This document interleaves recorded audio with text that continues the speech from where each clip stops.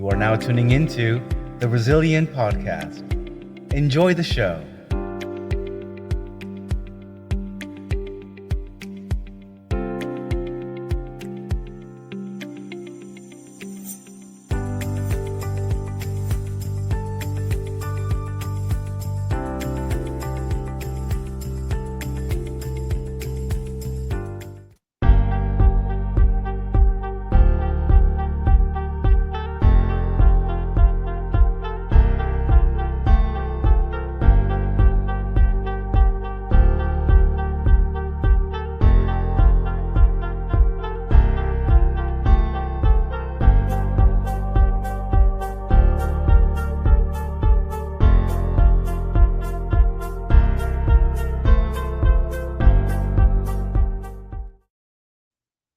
Hello, everyone, and welcome to episode 5 of the Resilient Podcast.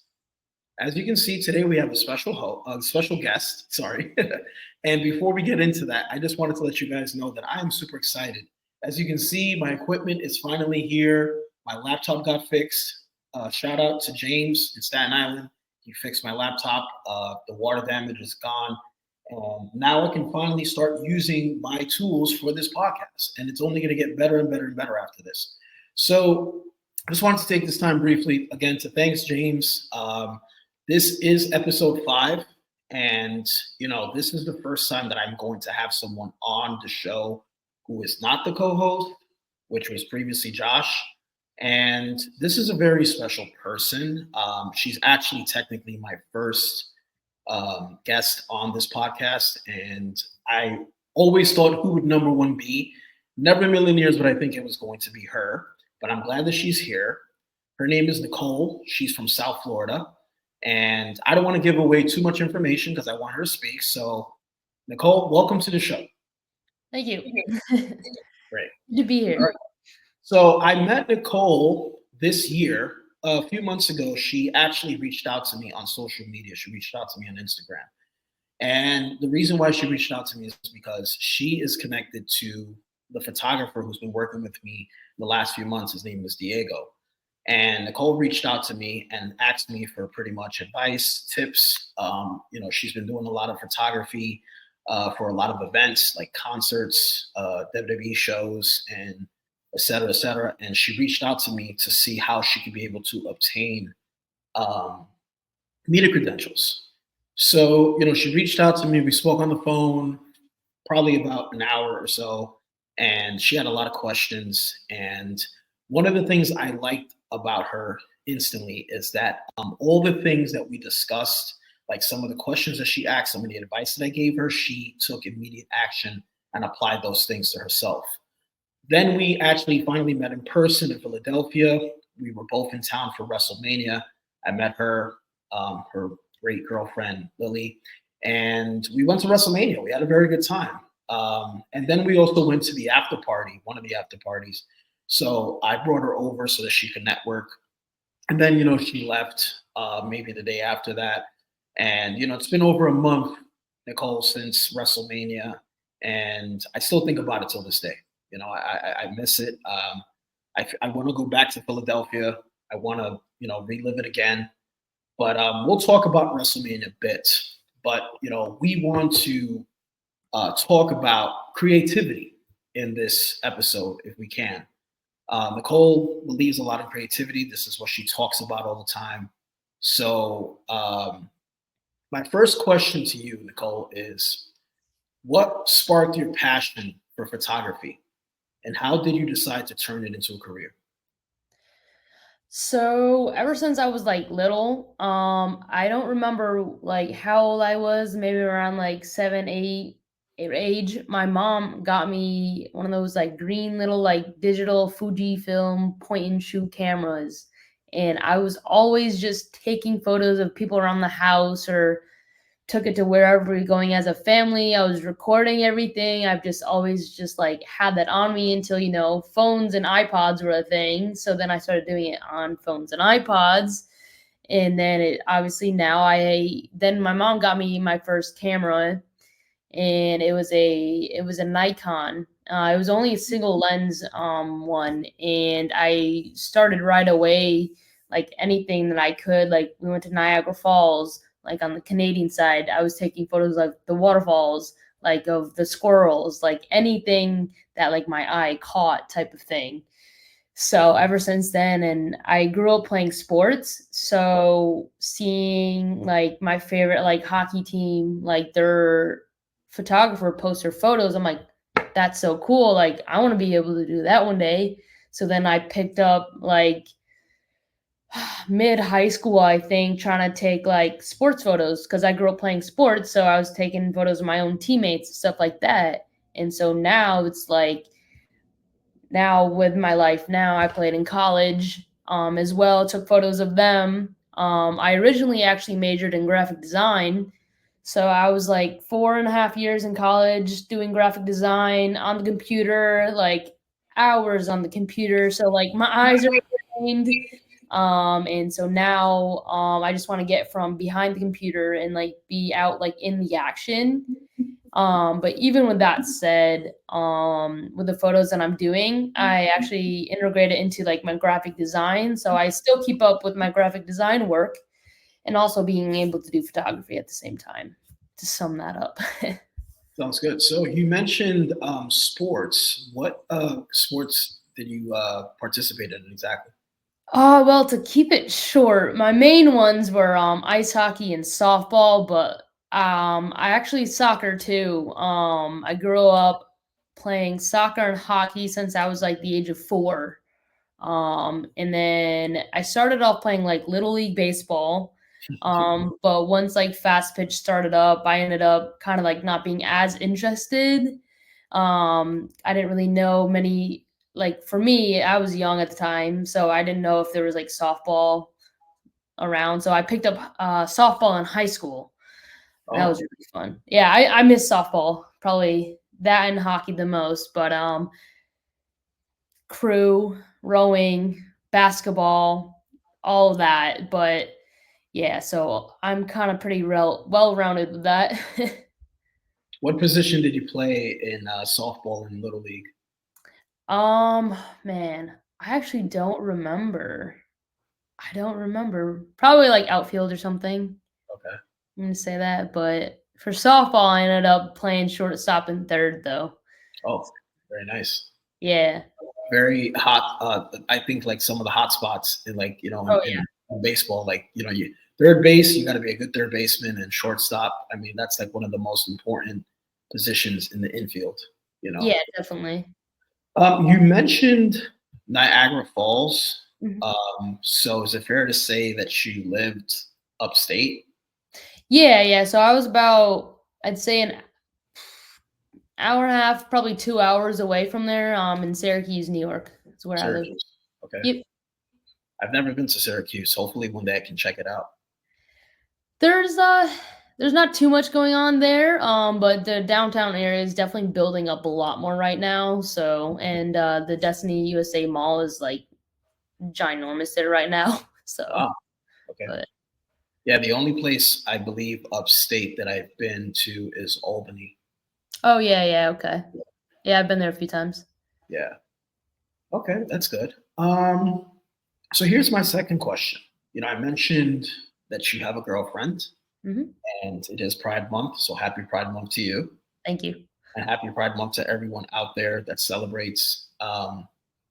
As we celebrate Pride Month, could you share the challenges you faced when coming out to your family and how this journey has influenced both your personal life and your professional path?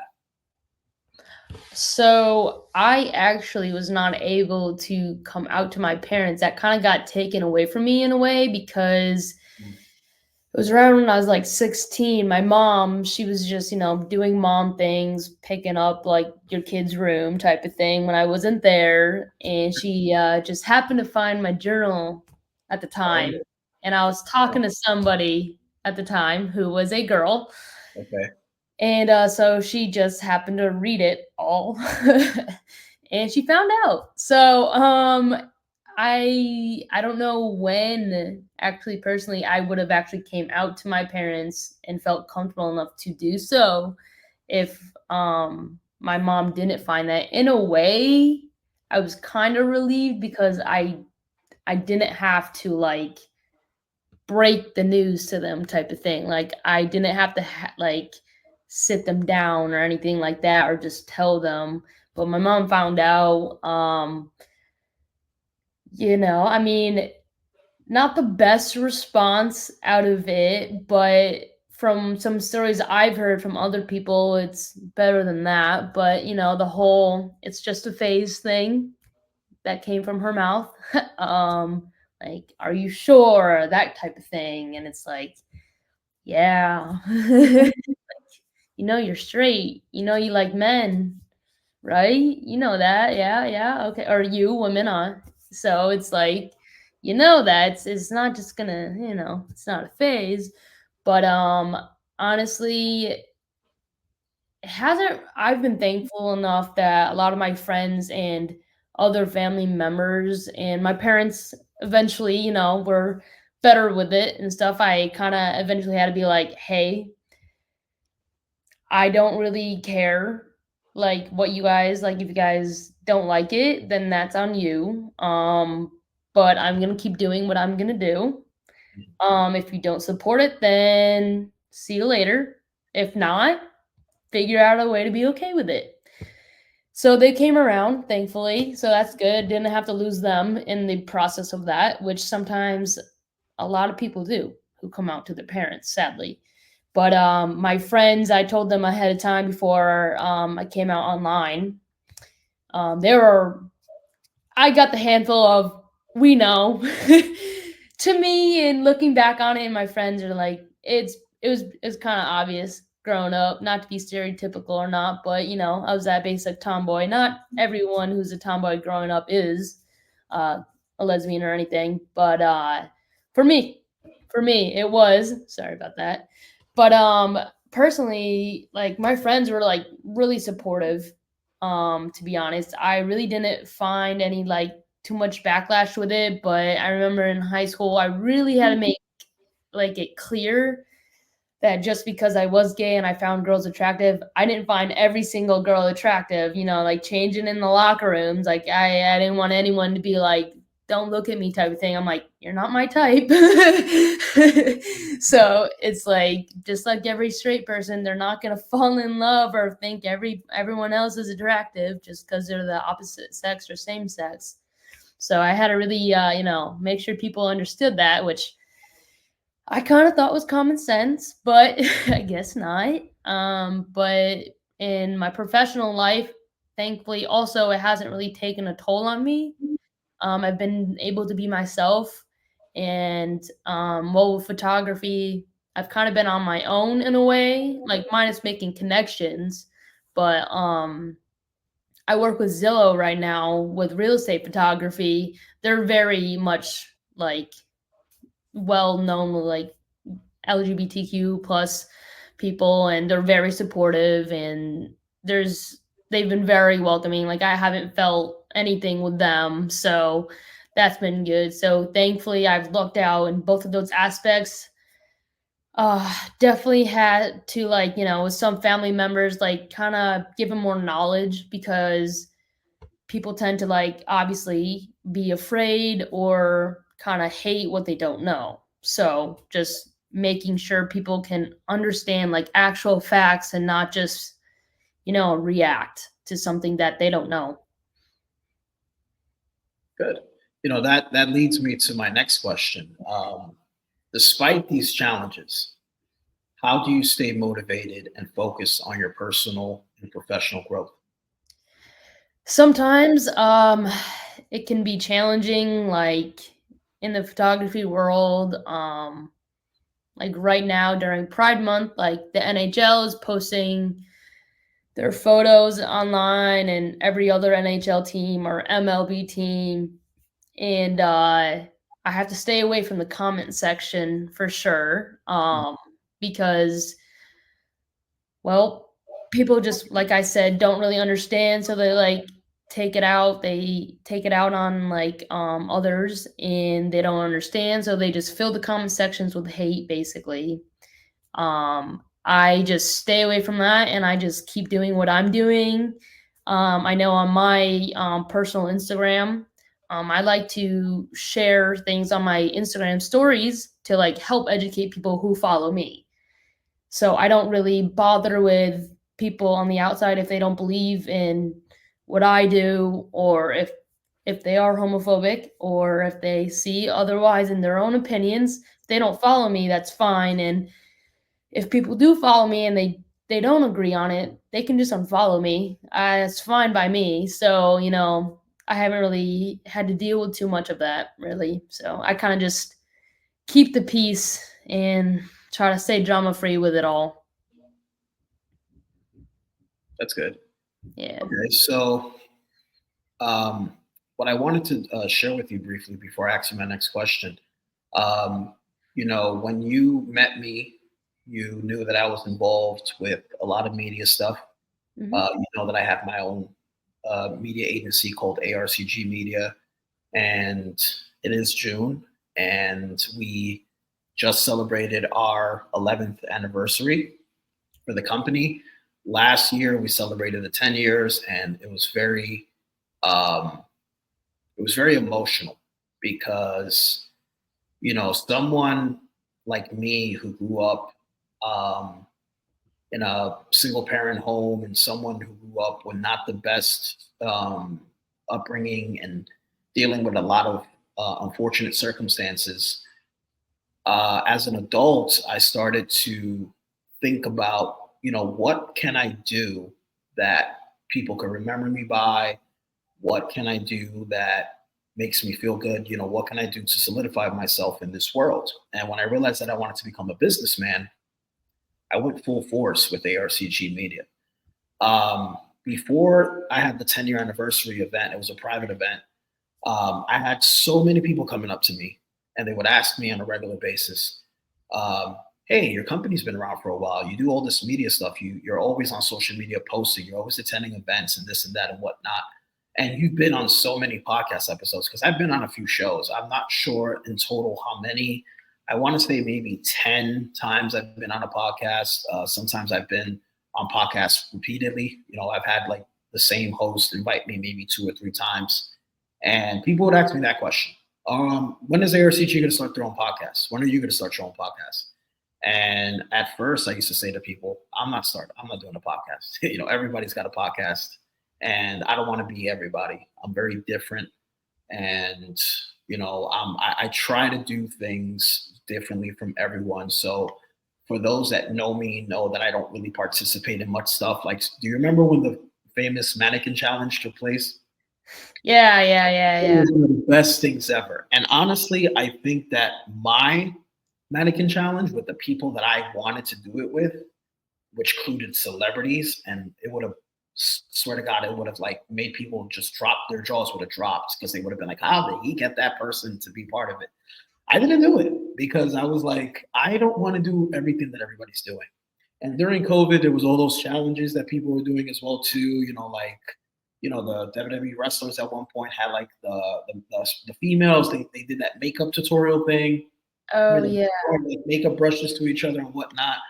And and I always said I don't want to be part of these things, even though these things are cool and I like watching them and I like being entertained by it. I said I always wanted to be different. But then I said, if I ever do something that almost everybody else is doing, um, I want mine to always stand out from everyone else's. I always want mine to be different. Long story short, when I had the event and we were like, I don't know, 5-10 minutes into the event, I started asking people, how do you guys feel about ARCG Media? Like, is there any questions that you guys ask? And the same question that kept being repeated. And I don't know if these people just gathered together and said, we're going to, heckle him and harass him the entire night. But they kept asking, when are you having a podcast? When are you having a podcast? And I wish I could have had this recorded, because if people saw this video, they would have been like, how many people asked the same question? And I just kept thinking there, like, oh man, I kept getting red in the face, and I kept telling everybody, guys, the more you ask me, the more my answer is going to remain the same.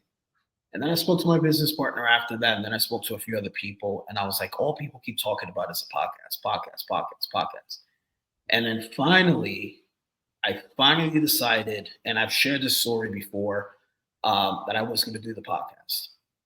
And I decided to do it with someone, and his name was Josh. And Josh was the co-host for 2 episodes. And unfortunately, Josh left. He's transitioning. He's moving to Florida, and he has his own podcast that he's been doing for the last 8 years. And he's thinking about maybe after his 500th episode, he's actually going to take a break. He's at 400 and something. I'm not sure exactly the total amount, but I created this podcast as a beacon for people to be able to share their stories about success, perseverance, resilience, the good, the bad, the ugly, the ups, the downs, the beauty, the brighter moments, the darker moments. And resilience is something that I really, really, really like. And I really apply it to myself. And I've known a lot of people that have dealt with a lot of resilience in their life. And finally, even though I had spoken to Josh last year and told him we're going to do this podcast, I didn't know exactly when. And then something happened to me, a life-changing moment happened to me. And I was with someone, and I shared this story with you in person and over the phone because we were in Philly. And I was with someone who I thought I was going to spend the rest of my life with. And I thought I was going to marry her. And unfortunately, we decided to break up because she felt that we were not compatible. She felt that she was emotionally unavailable, and she had a lot of things going on in her personal life and things that she wanted to make changes in. And she got herself involved in this new journey, career-wise. And she felt like it wasn't fair if I stood and waited for her, which I personally disagree with. I felt that I was more than prepared for her and support her in her journey. But you can't really force people to see things the way you want them to. So when we broke up, and it was like the most civil breakup I've ever had in my life from the relationships that I've had, she awakened something in me. I feel like I was sleeping the entire time, and she there's so many things that she said to me in that phone conversation that we had, which was the last conversation we actually had on the phone. And she asked me several questions. And finally, after that conversation, because surprisingly, I actually recorded the conversation, and I'm glad I did, I was able to hear some of those questions that she asked me. And believe it or not, everything she said to me that day, which was March 21st of 2024, all of that resonated with me, and all of that actually awoken a beast. And I finally was able to reach out to Josh and say, this is the time to create this podcast. Now we just have to find a name. We have to know what we're going to talk about. And Josh's podcast, he talks about professional wrestling, and he talks about other things, mental health and whatnot, but mainly professional wrestling. He talks about WWE, AEW, the whole 9 yards. I didn't want my podcast to just be another wrestling podcast. That's why I kept telling people from the beginning, I don't know if I even want to create a podcast, because I don't want to just talk about professional wrestling. I want to talk about other things. So because of that conversation that I had with her, I finally realized what I wanted to talk about, what I wanted it to be about. And then I reached out to Josh, and I was like, hey, Josh, what do you think about the Resilience podcast? And that's who we were originally. We were the Resilience podcast. We switched over to the Resilience podcast because when I Googled, there's so many Resilience podcasts out there. There's so many podcasts with the name Resilience in it. And it was just very confusing. People could not find the episodes. Even though I was sending them links, they were still telling me they couldn't find the episodes because it was somehow getting lost in the mix somewhere. So, we are the Resilient podcast. And, this podcast is going to be, to me, one of the greatest things I ever created, one of the greatest things that I ever put my name on, my hand on. And I'm very proud of this, and you are technically my first guest. And it's crazy because I would have thought that my first guest would be someone that I've known for years. And actually, my first guest is someone that I only met a few months ago, but ever since we met, Nicole, I think it's been very special.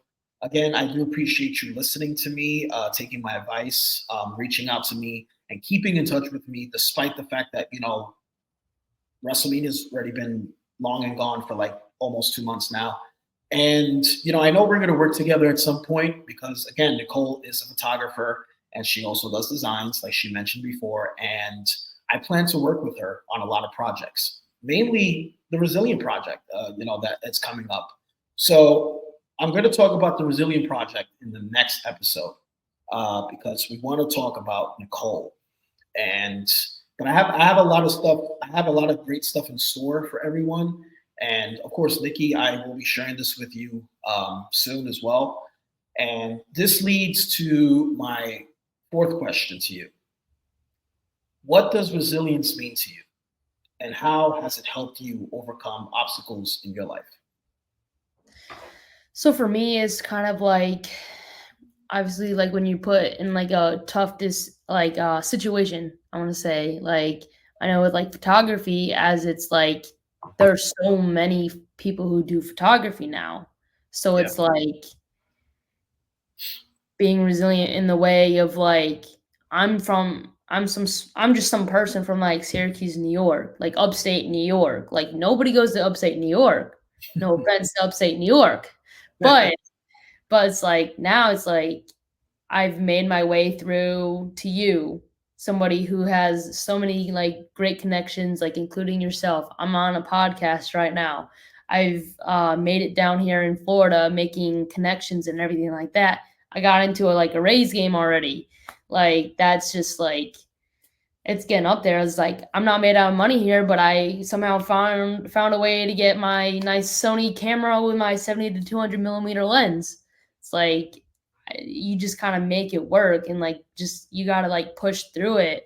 And it's like you don't need like the fanciest stuff to be able to like get started, and like you just gotta like find a way to stand out from everybody else, especially as a photographer, because everyone just thinks you point and shoot, but it's definitely more than that. If you're a photographer, you can definitely understand it's more than just snapping a shot. But for me, I guess the hardest thing I have came from was actually when I played sports. I have 4+ concussions currently. I have 4 recorded ones, and there were definitely a few more that I didn't get checked out about, and some nerve damage in my neck actually from ice hockey. All of those concussions are from hockey, except for one was from soccer. But so from there, I thought I was going to have more of a career in hockey because I went to college. I went to Stevenson University in Maryland. It's a D3 school, and I got on their team. And I started, moving up on the lines. And then only 9 games in my freshman career, I got the really bad concussion and nerve damage to my neck. And that kind of just downhill that. And I ended up moving home to upstate New York and went to school in Oswego, New York.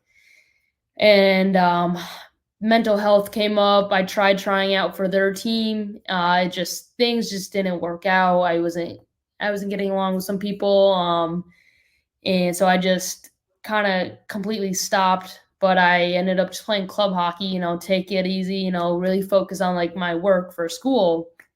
And it was definitely a lot for me to handle because I did an extra year in high school. I actually went to a boarding school for hockey. Like I was doing all the steps, to like get that great career path down there with hockey, but I just didn't really see. I was like, well, what now type of thing. And it's like, then the bright side of all that, it's like I was able to focus more on my photography, more on my graphic design. And so that's why I got into a lot more sports photography, because I can't really play them anymore, but now I can actually go to the events and I can try and hopefully one day down the road, be a part of a team, like one of the high school teams, maybe here, or college teams, and like fit in, be like a teammate again type of thing. But, taking photos for them in a way. And I know growing up for me, I wish I have I had more photos of me playing, so now I can like get those photos for all the athletes growing up and people in college and stuff like that. So it all worked out in the end. Yeah. So, Nikki, you mentioned that you're on this podcast, and I wanted to ask you, um, is this the first podcast that you're on as a guest? Yeah, actually. Yep. Okay. That's good. So, I'm proud and feel privileged that the first podcast you're ever on is on the Resilience Podcast. This is definitely going to be an episode to remember, especially for you. Hopefully, a few years from now, you watch this episode and the Resilience Podcast is still there. I mean, I plan to have the Resilience Podcast around forever for as long as I can. Right now, I'm doing solo episodes. This is technically my third episode that I do by myself, because I've done number 3, number 4, and now number 5 by myself. But of course, I have you on it, so it feels good to have someone on the podcast. It feels good to have another voice on the podcast. I'm listening to what you're talking about, and I can relate to some of the things, because at some point I was an athlete myself. I wanted to become a professional athlete. I wanted to play baseball. I'm left-handed, so I was very limited on the field, but I was very good at outfield, and center field was my favorite because I thought I was the captain of the outfield, and I had all the room in the world, and I had a decent arm. I wasn't playing Little League baseball. I wasn't even playing baseball when I was a child. I started playing baseball in high school, and I was young. I was in great shape, and I don't know, my arm started getting good, and next thing you know, I'm throwing like they used to call it a cannon. It's not the cannon anymore because now I'm dealing with shoulder injuries. But I used to get a lot of people out at home plate. And then, because, I was so serious about it, and I thought that I really was going to be a baseball player, I asked my coach in high school, and I said, Coach, can I play first base? And he kept saying to me, oh, yeah, I forgot you're left-handed. And I said, yeah. He's like, because you would make a good third baseman. You would make a good shortstop. And I was like, not in the professional league, because obviously you can't be left-handed. So I played first base, and first base was difficult for me because the ball used to come to me all the time, for the most part, and I was scared, and, I wasn't the best like stretcher. So I had to learn how to scoop up the ball. I had to learn how to do these things. I also wanted to become a professional wrestler. I used to do a lot of backyard wrestling. And unfortunately, I got injured in the process by a friend of mine who like really hurt me, and I could have been paralyzed. And, by the time I really wanted to get into sports, like professionally, I realized I was banged up. I realized that I was bruised up. And everybody says, well, look, every athlete usually is beat up by the time they go to the pros. But I said to myself, no, I think that, I really, really should not. And I should just be someone that either I could stay in that industry, but be more behind the scenes. And then I started, thinking about who I really was as a person. And I realized that I'm more of a creative. I'm more of a person that's behind the scenes. I'm more of a developer. I'm more of a person that gets things, created. So I said to myself, I'm probably not going to be a baseball player, and that's fine.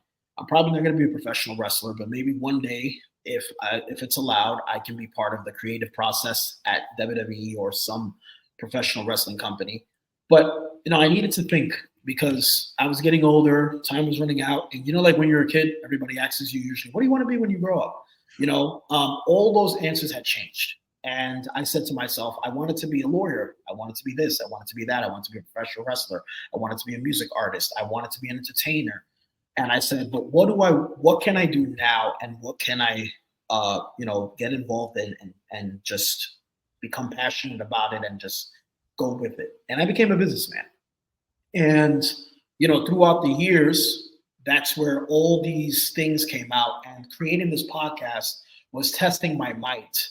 Just like my ex-girlfriend said to me in the conversation, she was testing her might. And I said, testing my might just resonated with me and hit me, because it's actually the first time I heard somebody say it directly to me. And this podcast is a product of that, testing one's might.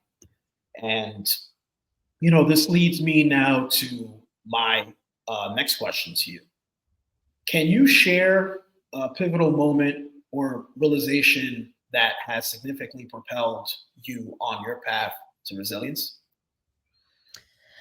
Yeah, so I'd say probably I want to say in my sophomore year of college, I was just kind of that was when I had actually transferred from my first college I was at, and I was like kind of just like getting back into things, and like my mental illness kind of took like a really big toll on me at that time. And I don't know where I had read it in or heard it from or anything like that, but it's like you want to like, take the time you need to like get better type of thing, but not like don't take too long because like you're going to miss out on things type of thing. And I really didn't want to miss out on things. Mm, And for me, like I got stuck in some bad relationships as well. mm, And, you know, I thought I was just going to be, that person that like helps people get better, like, that type of thing. So for a little, I was like kind of dwelling on that, and then like I was just kind of like being by myself and like just going through the motions in a way. And like I was just tired of that, and that kind of like just kind of set me off. Where it's like I'm gonna start doing things. I started getting back in the gym because just I wasn't playing too many sports, so I'm like I gotta do more things, better myself. So like going to the gym, and then I met friends at the gym, and I ended up getting a job at that gym at a Planet Fitness actually. So I made some good friends. That built up more of my like self-esteem and everything like that. good. And just those little things that kind of just seem pointless, like that I'm pointing out, it actually like really helped like pick me up, and like it got my life kind of back together. I found the girlfriend that I have now and definitely gonna marry her one day. She supports me with everything that I do. And just ever since that like switch that I had, I've just been like really on go mode. Like I like when I message you on Instagram, it's like people are like afraid of doing that nowadays. And it's like, why?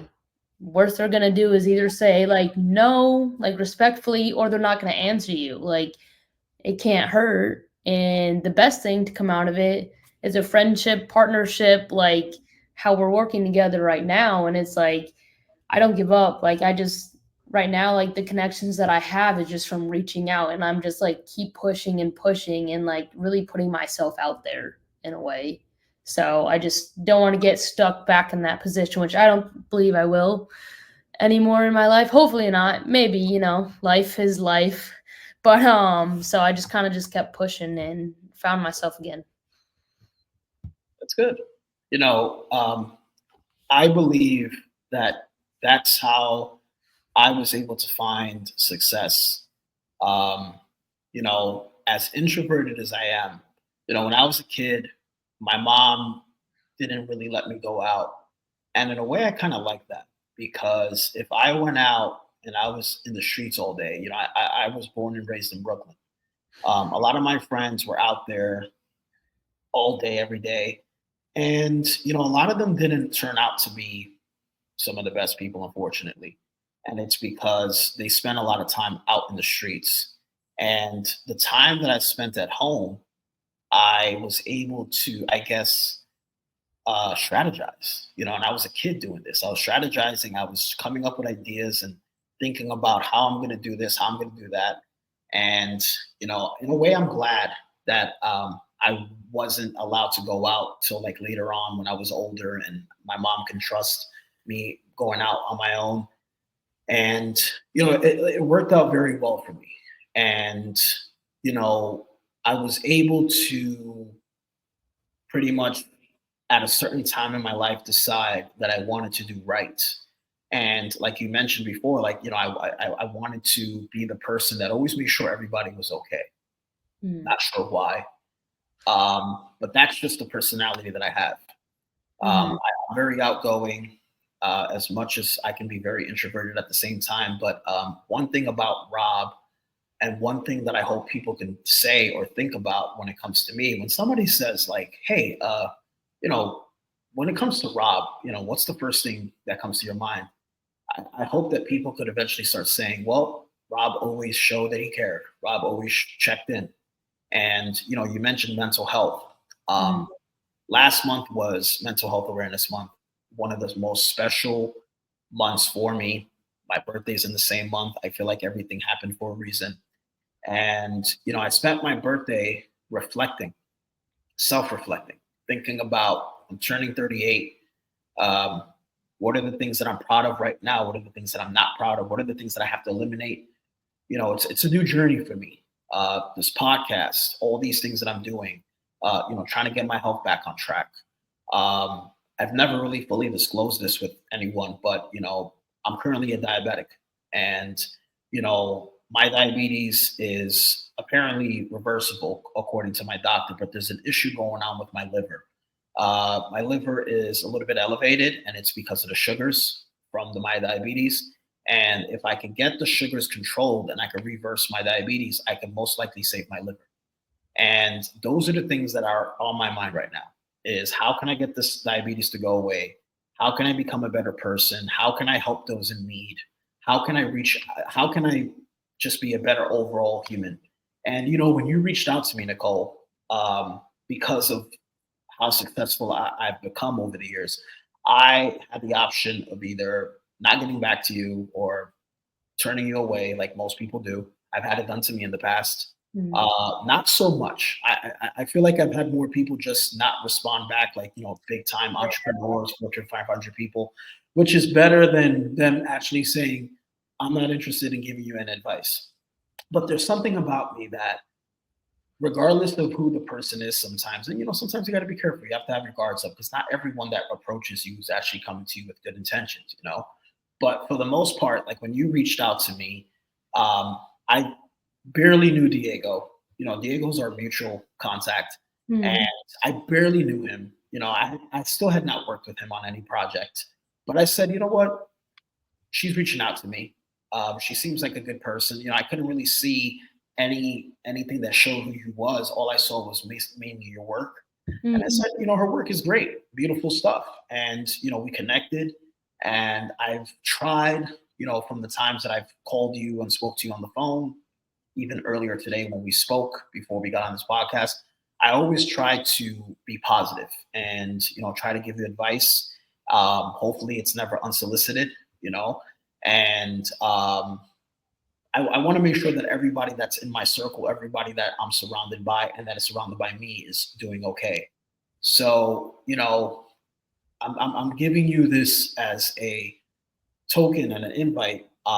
If you ever feel that you are down or your mental health is playing games with you, don't hesitate to reach out.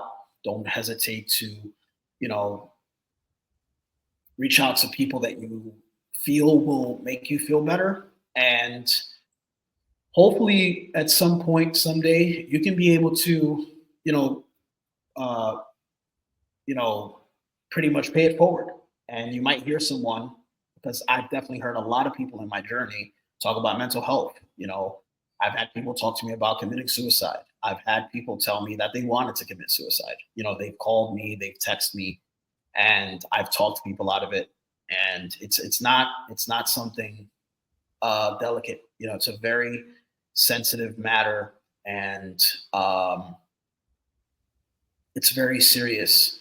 And you know, one thing I want you to know is that you are a female in this world, and because of your preference, you're part of the LGBT community. There's a lot of stigmas. There's a lot of stuff that goes on with that.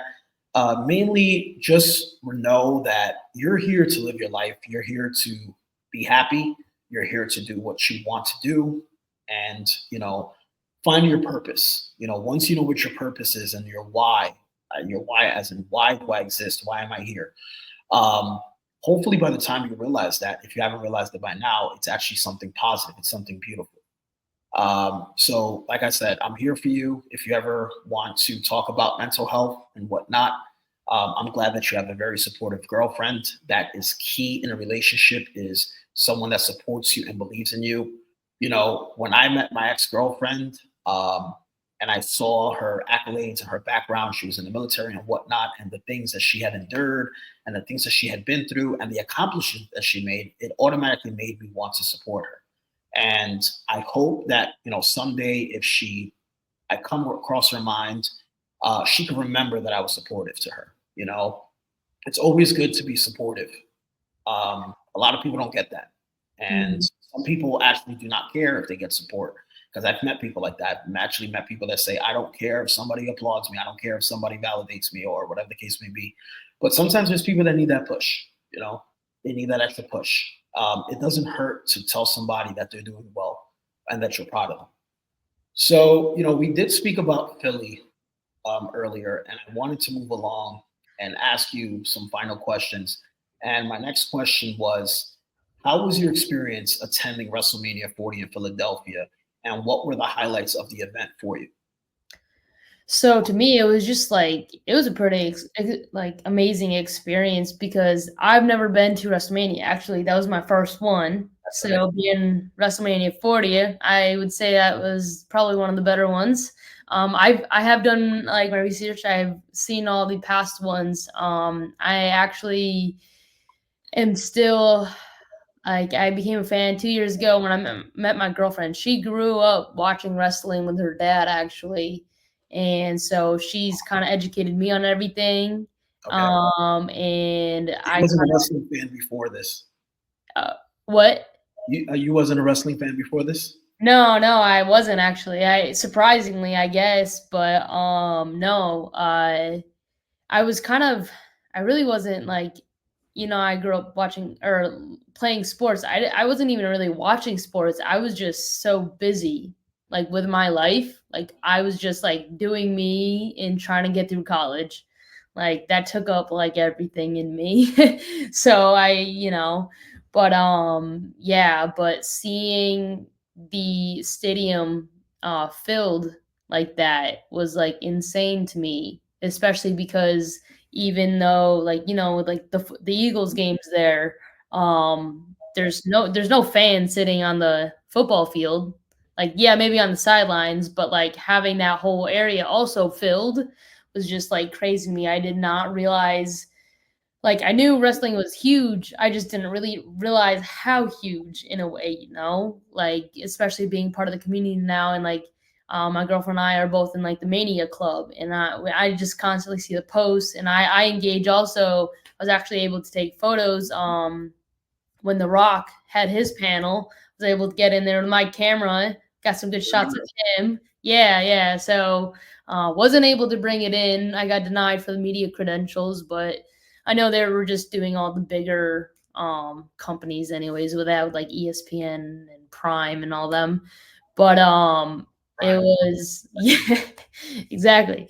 But also aside from the stadium, being in Philly, like outside of like WrestleMania when we were there, like even when we just were walking around and getting food, the fact that the event literally took over a city, like walking down, everyone's wearing their merch and everything like that, supporting whoever, Cody, Roman Reigns, like The Rock, anyone, everyone. And it was just like really just like a crazy experience getting to like be a part of that. And now like because we had our Cody Rhodes stuff on, supporting him. Good for him, he won. But so it's like it was nice to be like a part of something like a bigger community and stuff like that. And now that like I'm getting more involved with it with you and taking photos, and now I've became more friends with other wrestlers and wrestling photographers as well. So hoping to get into more shows like that. But overall, it's just like the sense of like community with everyone. Everyone was so nice, and like even like the short banter back and forth. Like we had our Cody shirts on, other people had Roman Reigns, and they're like boo, but then we were like no, and then we just laughed about it, So yeah, that part was like it was a fun experience, definitely. That's good. I'm glad that WrestleMania happened around a time that there was a lot going on for many reasons. This stuff that's been going on around the world, of course, it's gotten a little worse, with what's been going on in Palestine, what's been going on in Israel and whatnot. But for a weekend, the WWE and the wrestling world allowed people to kind of escape from reality for a bit. And I'm glad that it happened in Philly, the city of brotherly love. Mm-hmm. And, it was special. It was very special. It was special for me. At the same time, it was sad because how you mentioned it was your first WrestleMania.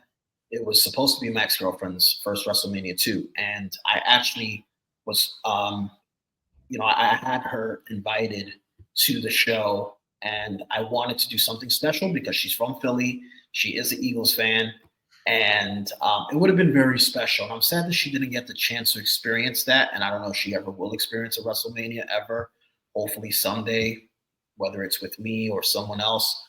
I wish that, this was your first WrestleMania, but I wish that you would have been able to see a WrestleMania from like the first one, which was in Madison Square Garden in New York.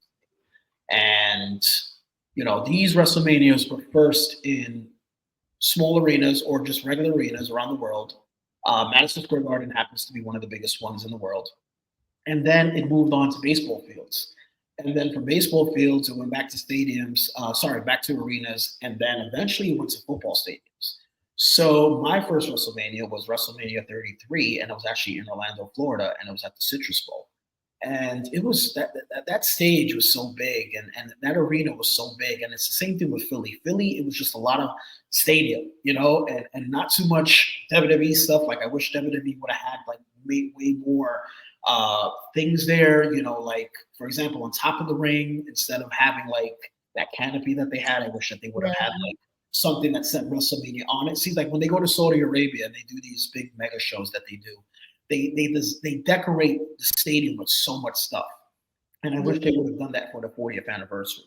But either way, the vibe was beautiful. I haven't seen it on TV yet, and I can't wait to watch WrestleMania on TV. But it looks beautiful. It was nice. And being there was special, and I'm glad that you was able to enjoy it. I'm glad that you and your girlfriend were both able to enjoy it. You shared some photos with me, some videos as well too. Great.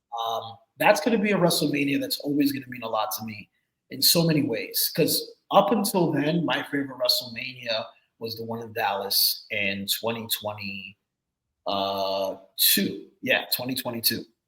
And, I thought that was the best WrestleMania of all time because I got to see my favorite Stone Cold Steve Austin come out of retirement to have his last match. And The Undertaker, who was also one of my favorite wrestlers of all time, was inducted to the Hall of Fame. Then I went to WrestleMania 39, which was in LA last year. And it was great. I loved it. Sad that Cody didn't finish his story then. But then this year, Cody finished his story, and there was just so much going on. The Rock came back. The storytelling was beautiful. There was, a lot of the stuff that was going on in WWE storyline-wise resonated with me a lot, on a personal level. So that's why I feel like that WrestleMania is always going to be one of the most significant WrestleManias ever. It inspired me so much that even before I created the podcast, I did something I've never done before. I created articles. I wrote one article, and I got a lot of good feedback about it. It's available on ARCGmedia.com in the publication section. And, I was so inspired, and the whole, resilience and all this stuff, started kicking in. And I was so inspired to the point that I wrote 3 articles. And I know that you checked them out, where I wrote like letters to The Rock. I wrote a letter to The Rock. I wrote a letter to Cody Rhodes. I wrote a letter to Roman Reigns. And this is something I've never done before. And all of this is thanks to the stuff I've been going through lately, like this breakup that I recently had. As sad as it is to me and personal, I've learned to try to make it, try to see the positivity, And like I said, it's awakened something in me that I never knew that I had. And I'm so glad that, WrestleMania was a major part of my life, and it brought us together. We met at WrestleMania, and I hope that we continue to see each other at WrestleManias throughout the years, and not just WrestleManias, but I hope that we can see each other at small shows as well too, and maybe sometimes not even wrestling related events. Yeah. So moving along, I wanted to ask you, when you think about your future, what are you striving for? What are your biggest aspirations and goals? So as a photographer and designer, I would definitely say just like pushing for more like positivity with it and more like I guess helping out one another cuz I've seen kind of lately now like I'm a part of a few like Facebook photography pages. And nowadays it's like networking is all like on social media now. Majority, and I guess some of the older generations aren't exactly, a fan of that because back then I mean, obviously I don't know, but I've heard obviously they didn't have the technology like we do now. And there are just some people that, that are like, hey, like, why are like go out in the field, go do this and this. We had to do this and that. And instead of like, just being positive about it, like I posted something like, hey, I'm in this area of Florida. If anyone needs a photographer, here's my website, And a lot of people were positive about it. And there was some that were like, you really think you're gonna get a job just from this? Maybe, maybe. And then I've had other times where I've tried to reach out to other photographers, like on Instagram, and ask for some advice and tips. And it's like I've been left unread sometimes too. And it's like sometimes they kind of get like, I guess, I don't know about full of themselves, but just think they're kind of like on top, where it's like they don't feel like they can share their journey with their photography with me or some other people who have reached out. So I've had people reach out to me, DMing me about like, how did I get into like the Rays game, or how was I able to get into the Monday Night Raw show that I did in Tampa. And I get excited because I'm like, I can like help someone, like, get better. And I'm not afraid of somebody like taking my spot or anything like that. I don't have a spot, first of all, but like, so it's like, I just kind of want to be that person that shares like, my story and hope like my information and like what I've done helps other people, and then they can pass that along and help their friends out or whoever else wants to become a photography, and just like create like a more positive environment. And kind of along with that, it's like kind of I do want to push more for girls and women in photography as well, because it's primarily male dominant right now with photography and kind of graphic design.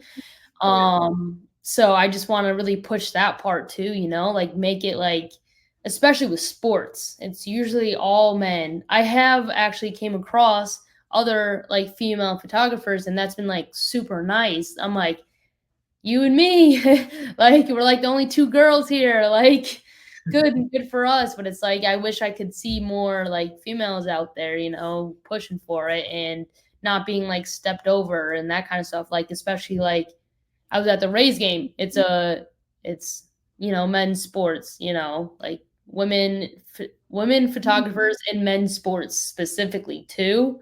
So that's just kind of been harder, but it's been getting better lately. Definitely I've been seeing that. So pushing those two things like down in like my future, like just helping those people out. And I know like they can even help me out or like that kind of stuff. So just kind of growing with my experience and helping others with my experiences as well. So That's good. I'm all about equality, so I'm all for more women photographers and videographers. yes, everyone. that too. Um, which leads me to my next question. What advice would you give to others who might be facing similar struggles in their personal or professional lives? So I'd say like it's not easy. Nothing's easy. Like nothing gets handed to you. And I know it's like kind of like discouraging sometimes, like when you do reach out to people or you do apply to a job, and like the first couple times you don't get it and you think you're never going to get it. Like I've been trying to apply for the photographer internship for the Rays now for ever since I moved here, so for 2 years now, like each year. And I've actually gotten closer with them too, though. So I've messaged a couple of their people. So like, I'm not there yet, but it's like, I'm not giving up. Just don't give up. Keep pushing for what you want. And, hopefully eventually you'll get there, because with photography, it's kind of a lot, I guess more so now with any job out there, is kind of like networking. So you really just got to like put yourself out there. Don't be afraid of like getting rejected type thing. It sucks, but you got to keep going, because you're going to get the job that you wanted someday, or you're going to get to meet the person that you've been wanting to meet, or photograph the person you've been wanting to. Like, I never thought I would have been able to photograph John Cena and The Rock already since I've moved here. Within the 2 years I've moved here, I never thought I would get that opportunity, but I just kept pushing. I was with the Savannah Bananas when they were here in Tampa, and he showed up. John Cena showed up, and I was like I knew an hour before. I'm like, there's no way. And so I was hyped about that. So it's like, I made the connections with the Savannah Bananas, and now they from 2023 when they were here in Tampa, and then they asked me back again this year. And Wow. so it just, just the connections, like keeping that with it, and like just keep pushing for it. You never know like what's going to happen. So I would definitely say that as one of my main tips and advice and everything like that. That's good. You mentioned rejection, and I've always said to people, because this is something that took me a long time to realize, for the most part, rejection just means redirection. Yeah. My next question to you is, how do you balance your passions with your professional responsibilities, and what strategies do you use to stay motivated and focused? So actually, luckily for me, so far, like my professional and my like personal life so far kind of like go hand in hand, since it's photography, it's pretty diverse with that, since I'm doing real estate to pay my bills, because I do freelance right now. So that can always, it's a work in progress, not very steady with money income. But I'm doing part-time real estate right now, hopefully full-time at some point. And that's actually helping me make connections with my personal life, and I guess just trying to find a healthy balance, because I've also been in the place where I had college, I had work, I had an internship, like all the same out, and I had to commute 45 minutes from my house and back. So it's like definitely like me and my girlfriend, we go rock climbing like 2 or 3 times a week now, indoor rock climbing. We're not that crazy for outdoor rock climbing. Good for people who do that.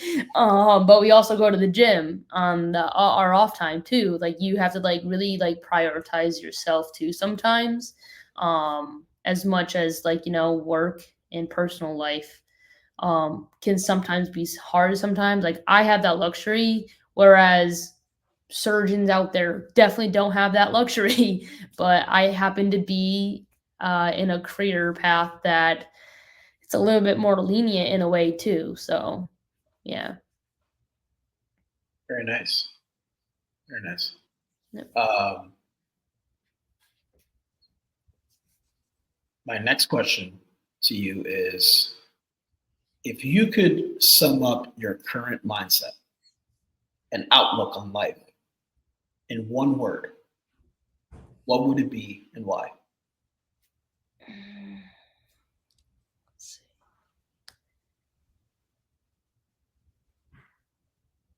The word forward. And why? Because it's just like you can't get stuck in the past, really. Like you got to keep like going forward and just keep pushing for it, and things will get better. And going on forward, just keep on pushing, really. That's what I would say, because like I've said before, it's like I've gone through some stuff in my past, and it's like if I were to be just stuck there and like in that mindset and not move forward, then I wouldn't be where I am right now. So you kind of just keep going forward, I'd say. That's good. Yeah. I like that. I like the word forward. Thank you. I used to have a business partner. His name was J.R. Rockefeller. And he always used to say to people, keep going no matter what. Mm-hmm. And I feel so privileged and blessed to be around so many fortunate people who shared a lot of wisdom with me, a lot of advice, and paying it forward, which is a good statement that a friend of mine by the name of Titus O'Neil, who I'm sure you may know, Yep. WWE Global Ambassador and Hall of Famer, Mm-hmm. Titus always said to me to pay it forward. You know, whatever he did for me when I got into the business and I started going backstage, Titus was actually the first person to let me go backstage at a WWE show. That's And, awesome. you know, he also helped me with a lot of things. He's one of the pivotal people in my life to help me where I'm at. And it's one of the words that he used, pay it forward. So forward is a good word to use. And one thing for sure is I look forward to who Nicole becomes in the next few years. You know, I look forward to, you know, the first event you ever do where you probably get the biggest paycheck, you know, the biggest opportunity that comes into your life. So, you know, we're coming to an end of this episode soon. And I want to thank you again for being on this podcast. I really wish that my former co-host Josh would have been a part of this since it was the first time we had somebody on this. It's very special to me, but hopefully at some point he'll see it and hopefully he's proud of this and he's proud of Nicole because I know I am. And, you know, I remember asking you how old you were. And you told me you was 25. Yep. And when I was 25 years old, I'll be honest with you, I was nowhere near thinking the way you do. You know, I didn't even have ARCG Media yet. I think I started ARCG maybe 2 years after that. And by the time I was 30 was when I started to realize, oh, I want to take life very serious, you know? So I'm very happy to see someone at your age with the wisdom, with the courage, with the mindset that you have, and the confidence. Confidence is key. It's very important. You got to believe in yourself. So when you was mentioning earlier that, you know, you put yourself out there and sometimes you might not get the right feedback. Yeah, why not? Put yourself out there. That's the way you're going to find opportunities. That's what I did. You know, I was, and I still am, a very introverted individual. But I remember people telling me, Rob, not everything is going to fall in your lap. People are not going to come knocking on your door. Opportunities are definitely not going to come knocking on your door at your house. In order for you to get these opportunities, you have to go out there. And when I realized at some point that I wanted to work with the WWE, I had to actually go out there and I needed to speak to people. And it stems back to the beginning of time when I met a former WWE wrestler by the name Gene Snitsky. Meeting Gene Snitsky allowed me to meet my business partner and my mentor, Matty Rock. And Matty Rock has also been very pivotal in my career. And if it wasn't for Matty, I wouldn't be where I am today professionally because he helped me a lot. You know, I was a kid with a loose mind, and I was like a wacko, you know. And Matty saw that, and instead of saying "get out of my way" and leave me alone, he actually said, "Look, I'm going to help you. I'm going to sit you down, and I'm going to teach you everything you need to know." And 11 years later, he's been my special counsel. He's been my wise man, and I've mentioned this before. And this is not the first time I mentioned him on the Brazilian podcast, and stuff you're not going to be the last. So hopefully at some point, if you don't have someone right now, Nicole, hopefully you can have someone who can be that guidance that you need, whether it's a mentor, a friend, a family member, someone, and just embrace everything, embrace the good, embrace the bad. Of course, there's times that there's things that people that you look up to and admire, they might say some things that sound discouraging, or they might say something to you that just doesn't make sense, but embrace it, and, process everything, So I'm glad that we had this conversation. Again, I want to thank you very, very much for coming and spending some time today. Of course. on Resilient Podcast. And hopefully sometime again, well, not hopefully, I eventually want you to come on this podcast again. And I want us to revisit, from now to then, Yeah. and see where you're at. But before we go, and this is something that I am always going to ask to every guest on the Resilient Podcast, Nicole, if you could share one message with the world, what would it be and why? Man, I would definitely just say, like, be nice, stay kind to everyone, because you never know what somebody's going through. For me personally, I always have a smile on my face no matter what, and whatever I've gone through in the past, So I would just like, eh, like your parents probably said, if you don't have anything nice to say, don't say it at all. I hate that my parents were right about that, back in the day, but I definitely stay true to that. So just be nice, be kind. Like, it goes a very, very long way. I would definitely say that. I believe in that 100%. That those are things that I apply to myself every single day. And from what I can say, a lot of your photos that I've seen that smile. It's a nice smile, and it really fits you very well. And I'm glad that this is something that you go by, and I'm glad that this is pretty much your message to the world. So, again, thank you for being on the podcast. Before we go, Nicole, where can people find you if they want to get? Yeah. So of course, mainly on Instagram at Mo Photos Designs. There's a couple underscores in between the Mo and the photos, but it'll pop right up. And in my bio there's a link to my website and my portfolio. And I also have a TikTok. Slowly growing that, but it's actually I go by Mo Media on there. Before getting my name down and my brand down. Got the shirt made and all. I love So, that shirt. That's a nice logo. yep, thank you. So, and if you ever need logos too, I do that, the designs part. So, yep, that's where you can find me. And my Twitter handle is also the same, Mo Photos Designs. Great. Thanks for sharing that information. Everyone, please go follow Nicole.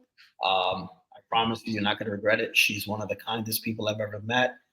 She has good energy. She's got a lot of good vibes. And like I said, I love and appreciate people that are eager to learn, eager to ask questions, and they're not afraid to ask any questions. And that's who Nicole is.